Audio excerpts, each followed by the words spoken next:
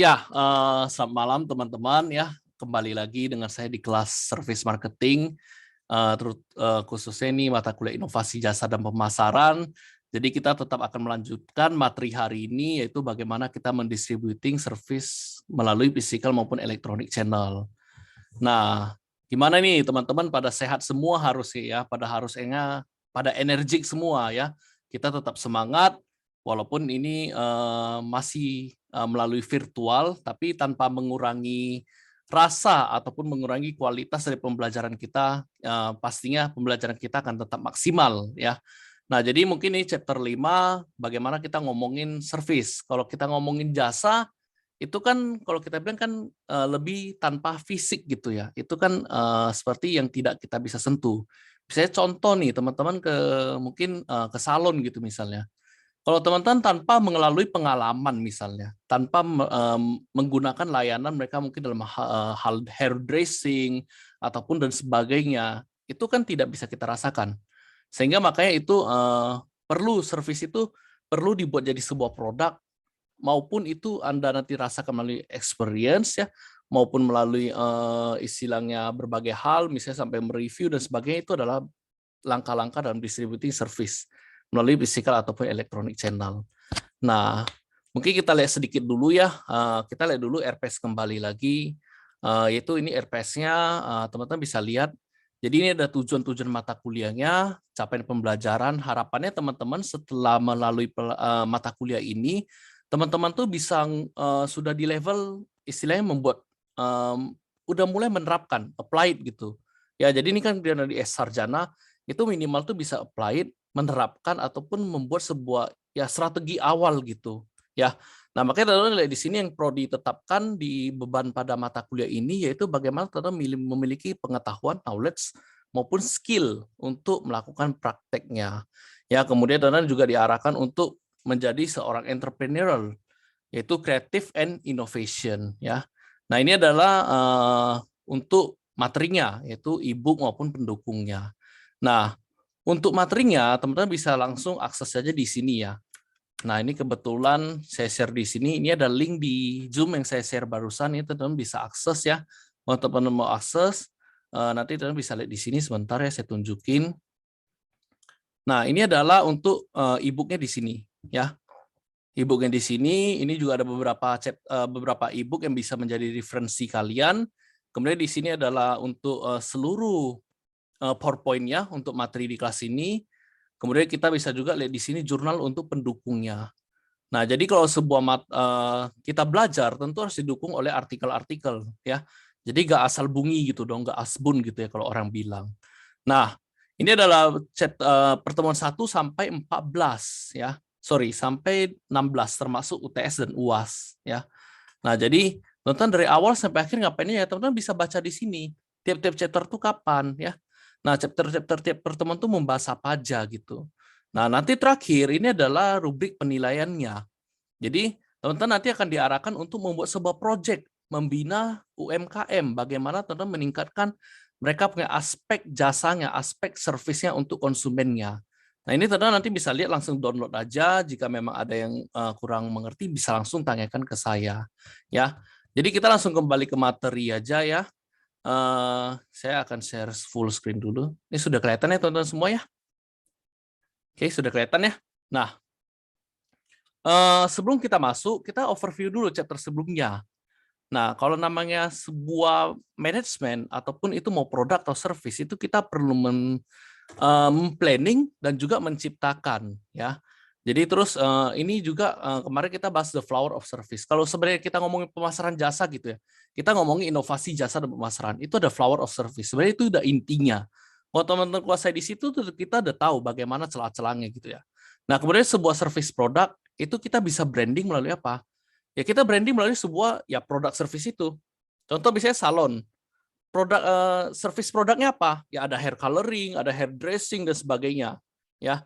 Bahkan sampai ke make up dan sebagainya. Ya, kemudian itu pengalaman. Pengalaman itu dirasakan oleh teman-teman yang sudah menggunakan misalnya jasa sebuah ya perusahaan apalah mungkin, atau jasa sebuah mungkin perusahaan yang bergerak di bidang jasa gitu. Banyak ya kalau jasa-jasa sekarang kan, bahkan orang yang mungkin tahu ya, Sekarang arisan aja ada yang online, teman-teman. Nah, kalau teman-teman mau tahu, arisan tuh ada online. Itu kalau saya namanya mapan ya, saya lupa. Itu saya ada arisan online tuh bisa. Ya, sekarang itu semua untuk service tuh memang untuk melalui electronic channel tuh luar biasa banget perkembangannya. Ya, jadi kalau kita bilang the technology is so rapid gitu ya. Nah, kemudian ini new service development ya. Nah, kita overview sedikit. Kalau namanya sebuah perusahaan jasa, service sektor ya, kalau kita bilang sektor dalam bergerak di bidang jasa, itu ada dua kunci sebenarnya. Ada enhancing maupun ada facilitating. Nah, yang enhancing ini yang merah, kemudian yang facilitating itu elemen, yang biru itu facilitating elemen. Nah, sebenarnya enhancing itu tuh menambah nilai ya, kalau teman-teman lihat di sini. Facilitating ini fasilitas. Jadi kalau misalnya di sebuah perusahaan jasa, itu minimal ada enhancing the facilitating. Ini semua harus lengkap. Ya, seharusnya idealnya seperti itu, sesuai dengan teoritis. Nah, kalau misalnya contoh kita lihat enhancing deh, ini menambah nilai ya. Konsultasi, kemudian hospitality, safekeeping, exceptions. Kita ambil sebuah hotel misalnya. Hotel kan kalau kita tahu perusahaan jasa ya. Nah, misalnya konsultasi. Konsultasi kita mungkin mau konsul, oh kita mungkin mau buat event di sana. Kita mungkin mau, oh sebuah pesta pernikahan. Pasti konsultasi dong untuk misalnya venue-nya bagaimana, biayanya bagaimana, dan sebagainya. Ya, kemudian hospitality ini ada istilahnya hospitality itu gimana kalau kita bilang sebuah pelayanan yang ekstra gitu ya. Misalnya kalau teman-teman ke sana, bagaimana sih pelayanan selama di hotel itu, mungkin di kamarnya untuk kebersihan dan sebagainya. Nah, safekeeping ini contoh di kamar tuh ada sebuah safe deposit box nggak? Pasti ada dong, ya. Nah, exception ini pengecualian. Mungkin seperti pengecualian untuk contoh deh, banyak ya. Pengecualian mungkin untuk seperti ada beberapa fasilitas disabilitas dan sebagainya, ya. Nah, kemudian facilitating. Ini ada billing, ada payment, ada information, ada order taking. Nah, fasilitasnya apa aja untuk facilitating ini? Information sekarang bisa melalui Instagram, website, bahkan melalui helpdesk, melalui WhatsApp, dan sebagainya. Order taking itu juga bisa by online. Nah, billing and payment dan sebagainya. Billing and payment ini apalagi sekarang lebih canggih ya. Pakai e-money ya, pakai QRIS dan sebagainya. Ya QRIS ya, QRIS yang dikeluarkan oleh Bank Indonesia itu sekarang serata-rata UMKM itu udah menerapkan itu ya. Nah, ini kita lihat masuk ke chapter 5. Nah, sampai sini ada pertanyaan dulu nggak nih kira-kira? Atau saya bermain kuis Kahoot dulu ini, satu pertanyaan aja gitu. Oke? Boleh ya, kita main kuis Kahoot ya. Teman-teman silakan buka HP-nya, ambil HP-nya, kemudian masuk ke kahoot.it. kahoot.it. Satu. Nah, floor of service itu terdiri dari dua elemen, yaitu, ayo apa ini?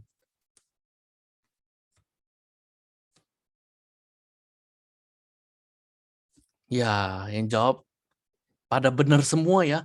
Berarti saya berbangga banget nih teman-teman pada tahu nih ya.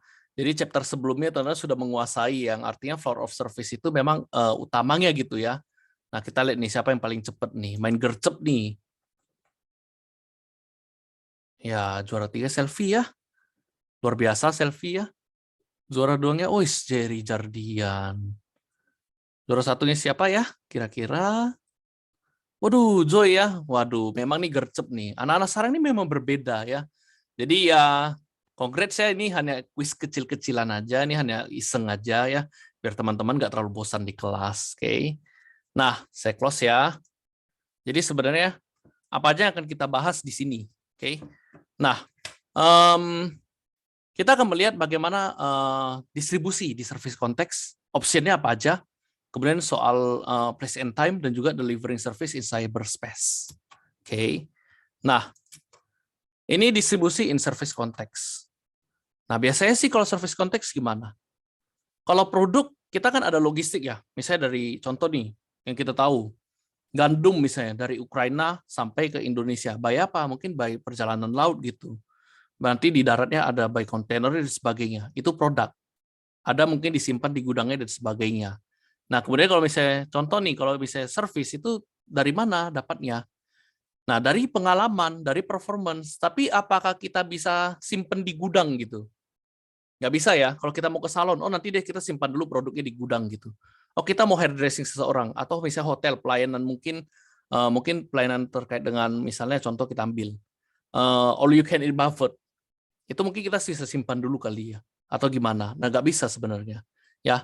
Until memang tuh disiapkan gitu. Nah, jadi memang kalau kita lihat secara service ini lebih kebanyakan itu, jadi dia conducted-nya by informational transaction, ya. Nah, contoh nih, informational transaction di conduct by electronic. Misalnya teman-teman mau pergi nih ke luar kota, teman-teman kalau misalnya ada kesulitan itu bisa memanfaatkan helpdesk misalnya seperti Traveloka, pesan tiket by Traveloka dan sebagainya. Nah, itu adalah yang namanya informational transactions, dan itu yang terjadi di service, ya.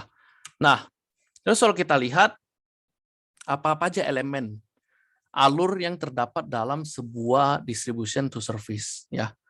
Nah, jadi kalau kita lihat ini ada 3 elemen sebenarnya, ada information maupun promotion. Nah, jadi kalau teman-teman tahu produk dan service itu sangat berbeda sebenarnya. Kalau produk itu gampang diidentifikasi, tapi kalau service itu dia lebih effort, intinya itu aja. Ya, makanya kenapa orang-orang yang bergerak di bidang jasa tuh lebih effort, lebih luas gitu kalau kita bilang. Nah, terus ini negotiation flow. Negotiation itu bagaimana menjual yang dengan benar dalam hal penggunaan jasa. Nah, kemudian produk. Produk itu gimana kita mendevelop. Bahkan kita develop untuk network, untuk local sites-nya. Ya. Nah, kebanyakan sebenarnya kalau kita mau tahu, service perusahaan jasa itu membutuhkan lokasi fisik. Contoh saya bilang hotel, pasti butuh lokasi fisik. Kalau misalnya hotel kan lebih ke pelayanan ya. Misalnya untuk kamar nginap dan sebagainya, untuk gym, fitness dan sebagainya itu hotel ya. Dalamnya itu banyak sekali servisnya. Mereka butuh lokasi fisik agar lebih mudah diidentifikasi. Sebenarnya kalau teman-teman mau tahu lokasi fisik itu banyak. Ada fasilitas, ada sarana prasarana, itu adalah service physical locations. Ya, itu dulu. Nah, terus sebagai supplementary apa? Tadi yang kita lihat di floor of service. Nah, kita langsung lanjut ke sini. Jadi kalau misalnya dalam sebuah untuk service produk, ya, dia ada information, ada physical process. Nah, information itu apa? Ada billing, ada payment, information, consultation, order taking. Contoh saya sampaikan teman-teman. Nah, mungkin Hotni nih. Misalnya Hotni nih, mungkin beli barang, ya. Pernah nggak dapat receipt atau isinya billing atau payment itu melalui email gitu? Pernah nggak? Pernah, Pak. Pernah ya. Nah, kalau saya belanja di Esedor kemarin, itu sekarang dia punya kwitansi ya. Setelah kita belanja, itu nggak pakai kertas lagi gitu. Dia langsung minta kita punya email dan dikirimkan ke email kita. Nah, ini yang berbeda. Nah, semakin maju zaman akan semakin berbeda. Kita lihat nanti 10 tahun ke depan seperti apa. Gitu ya. Zaman saya dulu itu nggak ada yang namanya QRIS gitu. Kris yang teman-teman bisa bayar pakai apapun. Nah, itu sebuah inovasi jasa, teman-teman. Ya, jadi BI keluarkan inovasi QRIS. Anda bisa scan pakai Shopee Pay kah bayar, mau pakai OVO, mau pakai Dana, terserah deh. Yang penting bayar intinya, jangan nggak bayar gitu ya. Nah, kalau nggak bayar nanti ngamuk penjualnya gitu. Nah, itu intinya. Nah, terus kalau information, consultation, order taking. Consultation sekarang ada help desk, ada by WA. Ya, teman-teman mau buat paspor tuh, itu di government ya. Teman-teman bisa bayar, bisa daftar by WA. Informasinya by WA. Benar atau enggak? Benar ya. Nah, Alek benar nih, pernah buat paspor nggak, Alek? Pernah ya. Nah, terus order taking. Nah, teman-teman pernah minum kopi kenangan nggak? Pernah kan? Nah, pernah ya, Lara pernah, Hotni pernah. Kalau saya beli kopi kenangan, saya nggak langsung datang ke outletnya. Saya beli dari aplikasinya. Kenapa? Lebih murah, guys. Promo dong, masa Anda nggak mau promo kan lucu gitu loh, ya. Beli yang apa gitu karena ada promo berapa, terus dia pakai poin lagi, bisa kurangin poin. Nah, itu yang kerennya itu teman-teman ya. Jadi service itu sebenarnya banyak sekali inovasinya. Ya, kalau saya bandingkan harga, misalnya saya beli kopi kenangan di aplikasi dengan outlet langsung tuh jauh beda. Di aplikasi lebih murah. Belum lagi teman-teman tahu apa? Ada loyalty point-nya. Ada poin yang bisa kita kurangin langsung didaktif. Misalnya contoh 18.000, saya punya poin 1.000. Itu langsung bisa dikurangi jadi 17.000.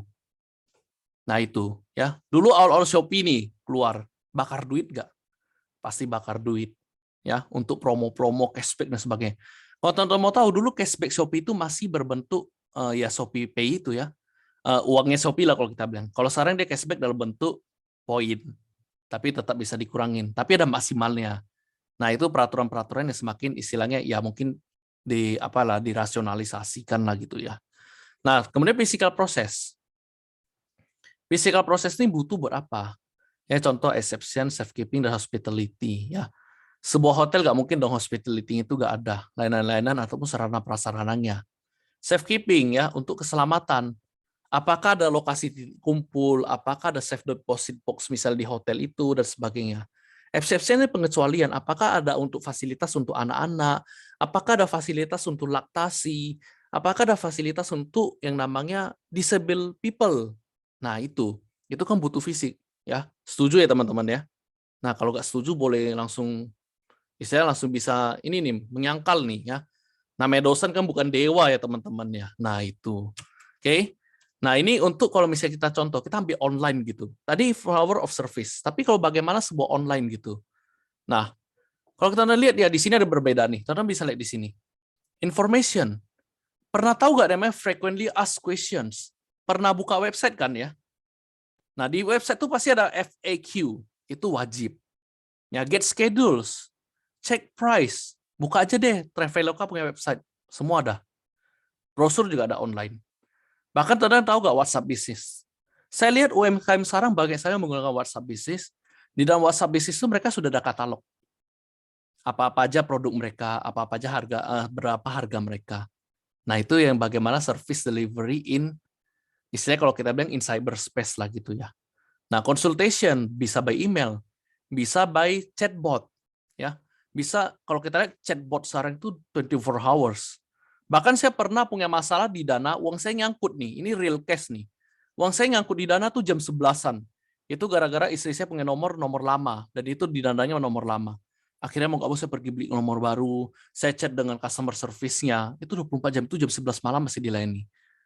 Dan alhamdulillah kita puji Tuhan itu uangnya kembali gitu. Dalam waktu paling setengah jam dia selesaikan. Nah itu consultation, order taking, gampang. Sekarang kalau orang ngomong ya udahlah kita pesan dari aplikasi aja. Seringnya dengar itu ya.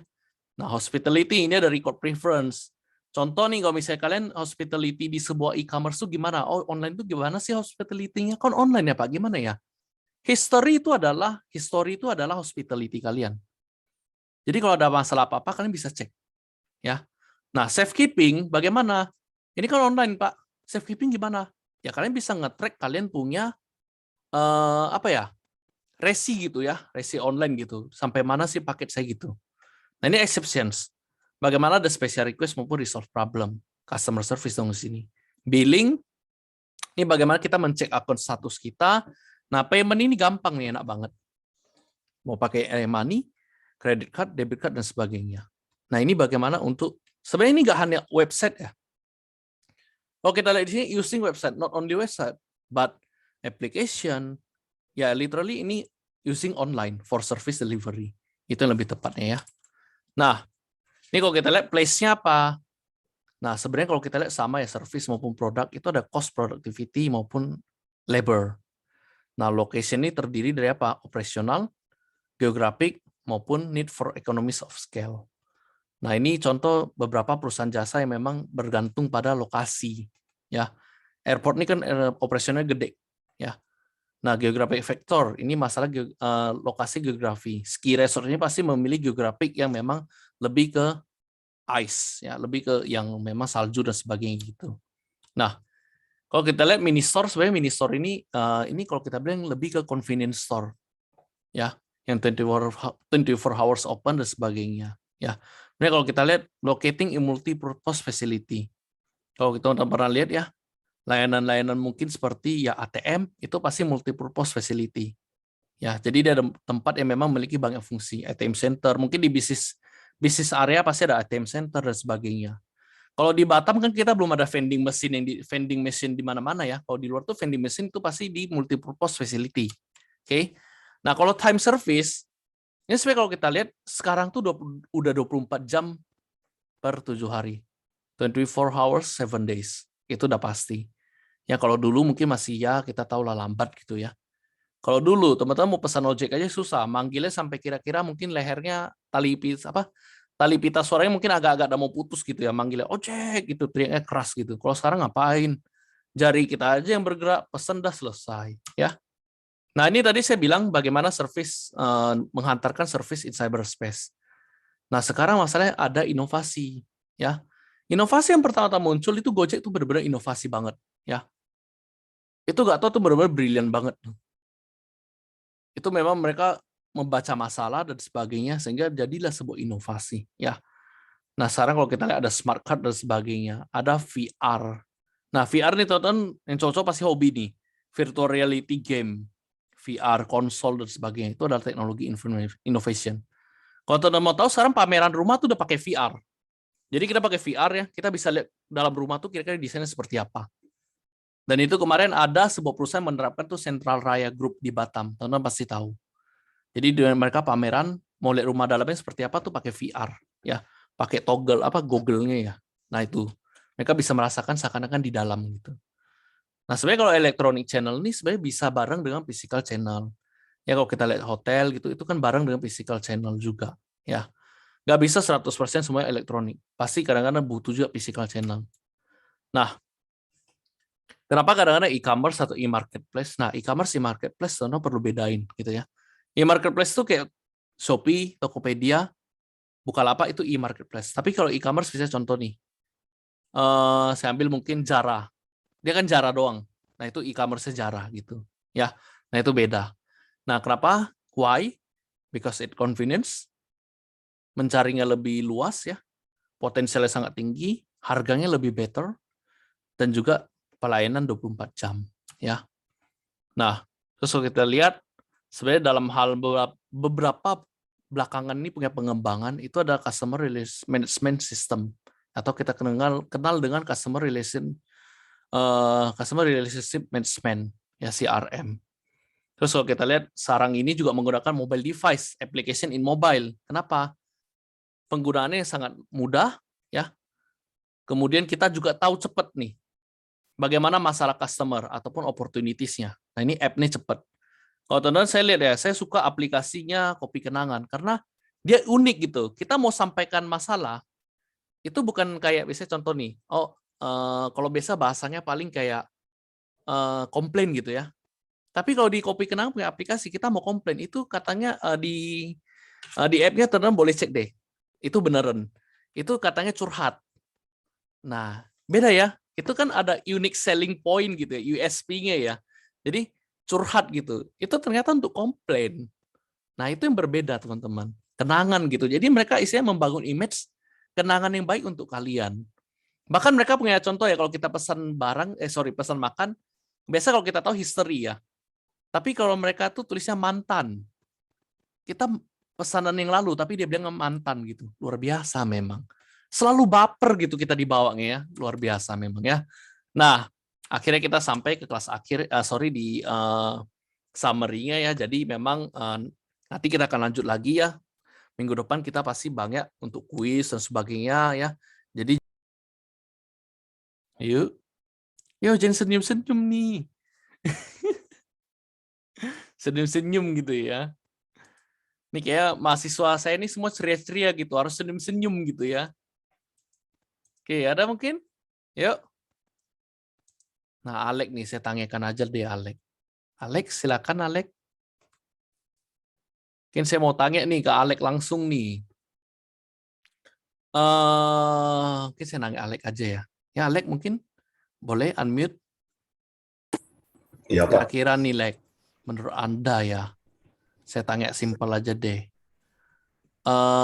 Di zaman sekarang gitu ya, menurut Anda orang tuh lebih prefer ke service side atau mungkin melalui conducted remotely atau tadi saya bilang application atau istilahnya ya online gitu. Kira-kira menurut Alex seperti apa nih? Zaman sekarang sih orang lebih suka ke online ya, Pak. Karena Online mungkin ya, ya meskipun ada berbagai resikonya sih, Pak. berbagai resiko ya. Hmm. Tapi Alex pernah merasakan resiko yang pernah mungkin Alex pribadi rasakan nggak gitu? Kalau resiko sih pernah, Pak. Mungkin kalau misalnya kita beli barang di Shopee itu kan kadang datangnya agak sesuai gitu, Pak. Nggak sesuai sama yang Betul. di fotonya gitu, Pak. Iya. Nah, itu resikonya teman-teman ya. Tapi sebenarnya teman-teman nggak usah khawatir. Bagaimana sebenarnya perusahaan tuh punya mitigasi resikonya. Kalau misalnya nggak sesuai, ya saya juga punya pengalaman gitu. kita bisa kembalikan. Kita bisa jangan klik terima pesanan, tapi kita klik pengembalian dengan alasan tidak sesuai. Nah, cuma memang prakteknya memang rumit ya. Kadang-kadang kalau kita ketemu seller yang agak susah ya begitu, nanti ujung-ujungnya debat dulu, baru kita bisa kembalikan ya. Tapi sebenarnya kalau kita lihat dari summary ini sebenarnya ya, thank you ya Alek ya. Nah, ini memang jawaban yang sangat bagus gitu. Nah, sebenarnya kalau kita perhatikan ya, kalau kita lihat di sini antara core maupun supplementary service ya, itu elemen-elemennya itu promotion, negotiation maupun produk. Nah, kalau misalnya optionnya apa? Ada yang mengunjungi, karena kan kita lihat generasi-generasi ini kan masih ada yang old school ya. Ada yang suka ke service side, ada yang suka istilahnya. Nah, kalau saya bilang nih, ada yang service provider datang ke kita. Contoh kita misalnya kayak internet provider, kayak TV kabel mungkin, atau istilahnya home service. Nah, kalau dulu Gojek itu ada GoMassage, tapi sekarang nggak ada lagi. Karena memang kemarin banyak sekali hal-hal yang timbul yang memang merugikan konsumen dan sebagainya. Ya. Nah, ini kalau misalnya tadi conducted remotely itu by application bisa. Ya. Terus kalau sekarang delivery-nya apa? Ya pasti 24 hours. Ya. Nah, ini service process tuh Bang ya, ada people-nya, ada position-nya, berdasarkan kalian, ada prosesnya ya, ada information-nya. Nah, ini semua akan mempengaruhi drivernya itu apa aja, faktor-faktornya ada market, competition, teknologi, cost, dan government. Nah, selesai ya. Nih, saya ya silakan Joycelyn. Waduh, semangat nih ya. Saya senang ditanya nih. Maaf Pak, sebelumnya saya izin bertanya terkait tadi ada billing dan payment dalam Flower of Service kan Pak? Kalau Betul. didengar secara sekilas, billing dan payment itu menurut saya hampir serupa. Kira-kira apa yang membedakan dengan signifikan antara billing dan payment ya Pak? Terima kasih Pak. Terima kasih Joycelyn ya. Jadi sebenarnya billing gini. Billing itu adalah tagihan yang mungkin gini. Mungkin Anda menggunakan sebuah jasa gitu, ya. Mungkin billingnya akan ditagihkan melalui email Anda ataupun melalui WhatsApp atau sosial media intinya. Artinya Anda bisa mengecek status billingnya apakah sudah sesuai atau tidak. Nah, biasanya billing kan akan ditagih. Contoh nih, saya bilang nih paling gampang dipahami contoh pay later, pernah tahu nggak? Kayak contoh Shopee Pay Later dan sebagainya. Nah, billingnya itu tepat nggak? Nah, mungkin gini loh, ada kasus tuh billing nggak sesuai, padahal Anda gunakannya segini. Tapi ternyata billingnya melebihi. Nah, itu kasus sebenarnya. Itu adalah error. Nah, itu billing. Ya, tapi kalau saran saya jangan sering-sering pakai pay later ya, itu bahaya sekali tuh. Ya, nah itu billing. Atau misalnya teman-teman, misalnya Jocelyn kemana gitu, ke hotel. Ya, jadi dia billingnya sebelum Jocelyn check out, dia billingnya langsung masuk mungkin ke WA atau misalnya ke line-nya Jocelyn misalnya. Pokoknya ke sosmed lah ya. Nah, itu akan muncul. Contohnya, oh berapa nih targetnya, bayarnya. Nah, kalau payment, mungkin Jocelyn nggak perlu lagi mungkin ke frontliner-nya gitu ya. Nggak perlu lagi ke resepsionisnya. Jocelyn langsung bayar pakai credit card misalnya. Dengan misalnya di billing itu ada biasanya billing gini loh. Billing tuh kadang-kadang kalau teman-teman perhatiin itu ada QR code yang benar-benar bisa scan bayar pakai QRIS, itu bisa juga. Nah, itu perbedaan signifikan antara billing dan payment. Billing itu dia itu kayak kalau payment itu langsung proses ke pembayarannya. Tapi billing itu confirmation. Nah, itu perbedaannya ya, Jocelyn. Baik Pak, terima kasih Pak. Terima kasih juga Jocelyn ya. Jadi ini memang harus diperhatikan gitu. Nah, kalau sebuah perusahaan memang harus perhatikan ini semua, baik online maupun yang offline itu ya. Oke, mungkin itu aja ya. Saya rasa cukup ya hari ini ya. Teman-teman masih capek ya, jadi mungkin saya akan absensi sebentar dulu ya. Nah, saya akan panggil teman-teman nih. Salian kita foto dulu nih. Ini wajah-wajah muda yang sangat energik ya. Semoga kalian semua menjadi orang sukses gitu. Ya. Oke. Nah, mungkin saya foto dulu ya. Nih saya panggil ya Hodni ya, ada Lara, Dini, Floren, ada Rebecca, ada Alek, ada Jocelyn, Vivianti, Yuda, oke, Jerry, Michelle, Kenneth, Owen, Selfie, dan teman-teman lainnya ya. Oke, kalau saya panggil satu-satu nih bakalan berbusa nih menurut saya. Oke. Dalam hitungan 1, 2, 3, smile. Oke ya, thank you teman-teman semua ya. Thank you untuk kelas hari ini.